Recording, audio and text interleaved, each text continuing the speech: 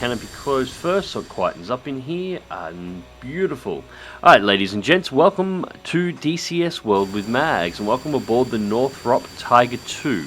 That is the F-5E Tiger 2 from Belsimtek. This is the latest module added to DCS World. It was newly released about, at the time of recording this, 30 minutes ago, at tops. It is currently very, very, very early in the morning in order for me to get this fly out. Start my taxi out here at the moment. So if you were expecting any high-level action or any tutorials out of this particular video, no, wait till later in the week. I might have something there, although, knowing me with DCS, I'm far better at a how not to do it series. This is quite literally my first flight. This is the first time I've started the module. Now, I have used the auto start routine for starters because I do not currently know the startup routine for this aircraft. The module is that new, so I have a little bit to work out yet. But my goal for today is just to take this plane out for a fly. So we're just going to taxi down to the runway and we will get this thing in the air.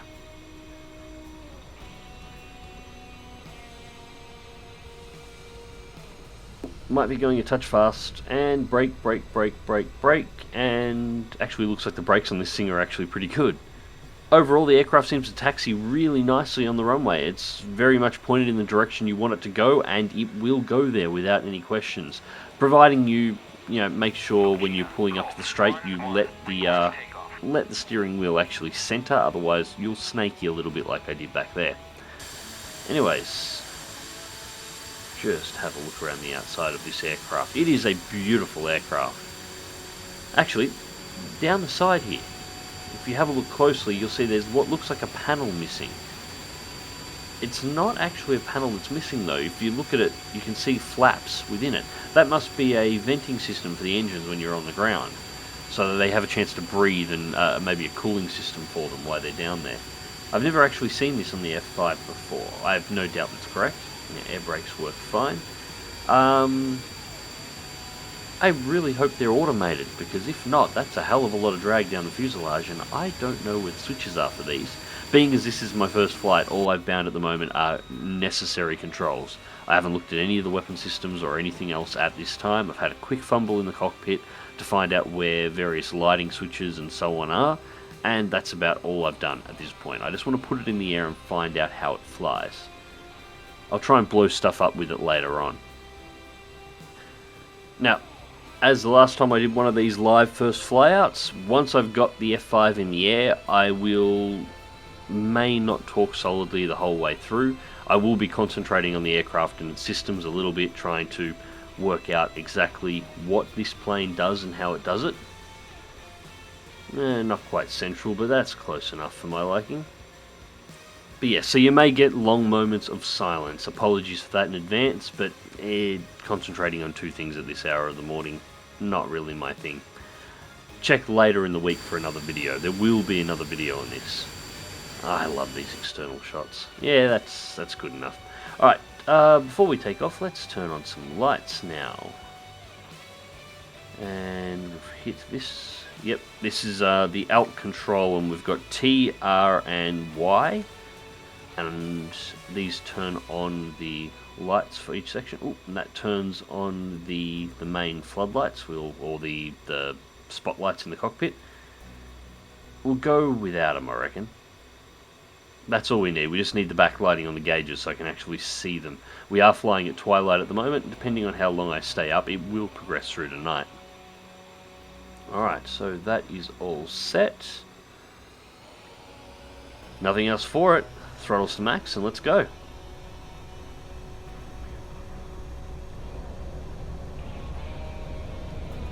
Oops. Apparently I didn't center the steering wheel quite enough, so this is going to be a snaky takeoff. Come on, bring it back to the center. Yeah, remember to roll these planes forward a little bit just to make sure the steering wheel is nice and straight before I start doing that. And that was a bit of a rocky takeoff, but there we go, we're up. Actually, the plane was getting really bouncy there right before I rotated. I don't think that was the fact that it was snaking all over the ground. I think I should have pulled back and started my rotation sooner. I think I left that a little bit too late there. This thing really wants to get up in the air in a hurry. God, I love the cockpit in this thing too. It's beautiful. cannot wait to go hunting MiG-21s. Actually, this might be the plane that actually gets me into multiplayer. Hunting MiG-21s in this could be a lot of fun.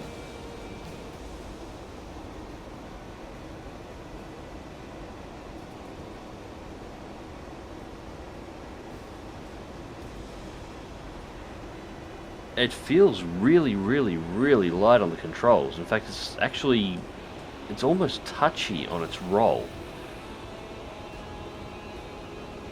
I think I'm going to have to start throwing this thing around a little bit and actually see exactly... Well, that's interesting.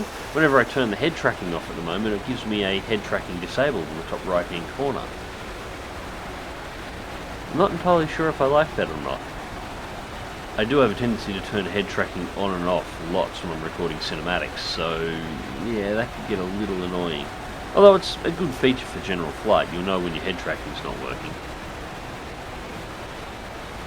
Now I was going to say that almost looks like a lighting glitch on the tail there at the moment, however it looks like the source light on the top of the vertical stabilizer is flickering at exactly the same time as the flicker on the main fuselage, so yeah, not entirely sure if that's deliberate or not.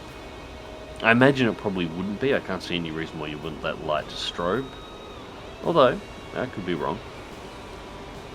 Alright, so let's start rolling this thing around a little bit. It's a nice gentle roll for starters, nice and simple. Slow roll, it dips the nose a little bit during. There we go. When you lean on the stick a little bit, it rolls perfectly down its central axis, so the nose doesn't vary off at all, providing you're rolling with speed. Plane might like aggressive flight. I think we're going to get along quite nicely. Let's take it all the way down to the deck and see how she responds. Now we're at building height at the moment.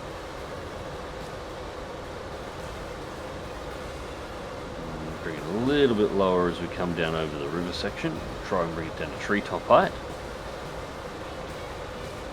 Actually, it feels a little bit like the plane is trying to keep altitude at the moment. I just tried to let it dip then. If I had been in, say, the F-15, that would have gone straight down to the deck. But the F-5 just sort of...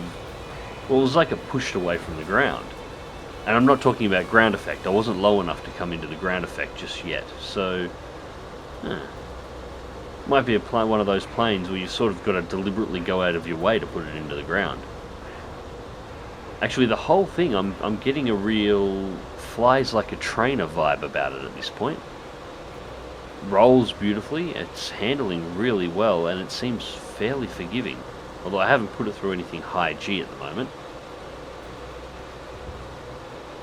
Right, time for a low pass over the town, treetop level, almost brushing the tips of the trees, and then we'll pull it up into a climb, and... yeah, that was just too easy.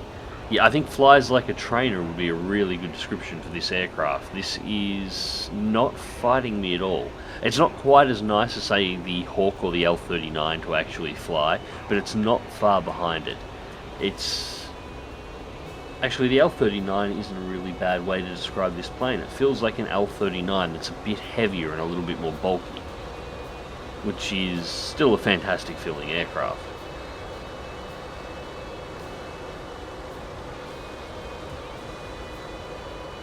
Following the river a little bit here, we'll start looping back towards the airbase.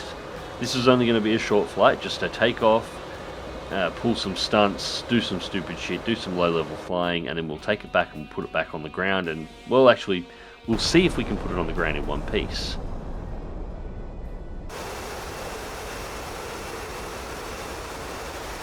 Actually, I've just noticed something about the F-5 and the way it rolls. The whole plane feels like it's balanced on a razor, and just tipping the control stick slightly left or right makes it want to jerk to the left or the right in a roll. Which is fine, it feels a little unstable, but that's generally a good thing in a fighter. But what I'm noticing, and this could be my controls, but it feels like the plane rolls faster to the left than it does to the right. It's not by much, but just enough to be noticeable.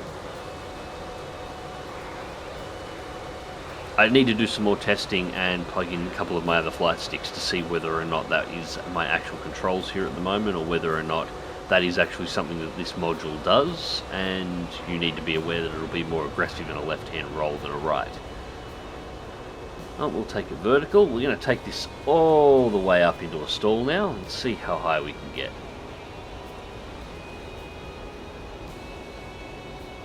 Still holding 100% throttle. We're climbing at about 50-55 degrees at the moment, although the plane is rolling on its own at this point. I'm not putting that roll into the aircraft. I didn't just invert it. The aircraft is sort of just rolling during the climb. And there we go, we've maxed out. 26,700 feet, give or take. That is a fairly respectable climb rate. And let's push it back into a dive, open the throttles to maximum and see exactly how much speed we can get and see whether or not we can get the control surfaces on this thing to compress. I don't expect we will. It's a fairly light aircraft and it is all boosted as you would expect of a plane developed at this time frame. I still wouldn't mind finding out how it responds. And I'm not pulling back on the flight stick at the moment as hard as I could. And it pulls out with precision and is perfectly smooth. So yes, yeah, what I said before about flies like a trainer is probably pretty apt. It's probably a little bit more aggressive than a trainer, feels a little bit heavier, but yeah, it does everything you want it to. And we are supersonic. I do love the fact that they get the supersonic right in this. There is no sound forward of the aircraft unless you're in the cockpit where you'll get small vibrations. But when the aircraft goes past,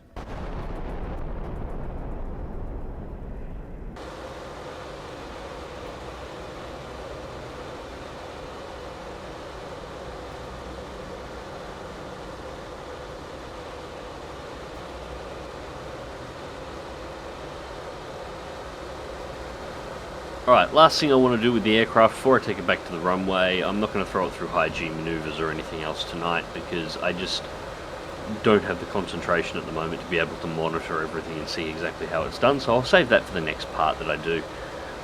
I want to see how it reacts at extremely high speed, extremely low altitude flight. So we've got a lake coming up here at the moment. I'm going to push the aircraft down as low to the water as it will let me and see if I can find the ground effect.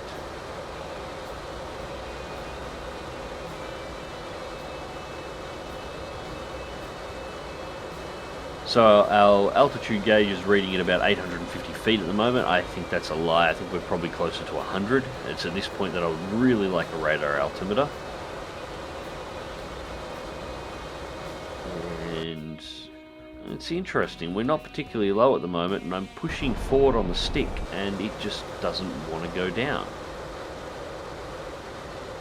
Maybe the ground effect is affecting it this high, although it should at this sort of speed still nose down if I want it to. I think somebody would have to go out of their way to try and kill themselves to put this thing into the ground. It just sort of wants to float whenever I take it near the ground at high speed. Very, very, very forgiving. I think any new DCS pilots looking for high fidelity modules might be very, very impressed with the F5. This is just really nice to fly and really easy to fly. Anyways, we shall cruise back to the runway. I'll probably edit this section out of the video because it's just going to be a long cruise back, and we'll see you guys when I come in for landing. Let's see if I can actually land it. You know, it just occurs to me now I'm on finals that prior to flying out this aircraft, I didn't look at the manual, which means I don't know the stall speed of the aircraft, I don't know the optimal landing speed, I don't know any of the characteristics as the aircraft is approaching stall speed. I am flying a brand new module that's only been out for about an hour now, and I'm winging it. This should be fun. Now, I'm just going to line this runway up. Slightly off center, so we'll just dip it around. Alright, now the flaps are on auto here, so as soon as we approach stall speed, they should automatically start, or as we approach landing speed and get into the glide slope, they should start doing their thing on their own. The landing gear is ready.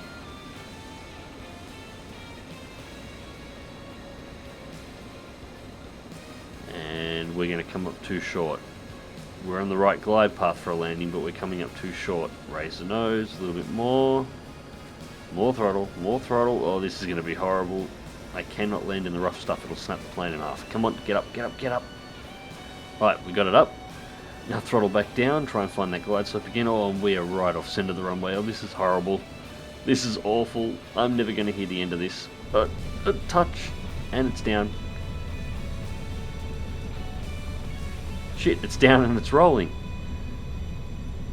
It's down and it's rolling its way off the other side of the runway. Nope, nope, nope, turn it back. Really should have centered that landing gear. Oh, nope, nope, drift, drift. Oh, that was tyres. I know that's tyres. And stop. Well, I landed it. It's mostly intact. Let's have a look outside. Yep, blew all 3 tyres. Well, that's my crew chief's problem, not mine. I put the plane back on the ground and didn't break it on its first flyout, so that's not bad. Yeah, the next time I bring this thing out, I think I might actually do some reading of all the manuals like I normally would first, so I actually have at least some idea of the specifications and the limitations to the aircraft. Anyways, ladies and gents, this has been my first ever flyout in the F-5E. Hope you enjoyed the video. Click like if you do, subscribe if you want to see more. Fly smart, don't fly like me, and I shall catch you in the skies.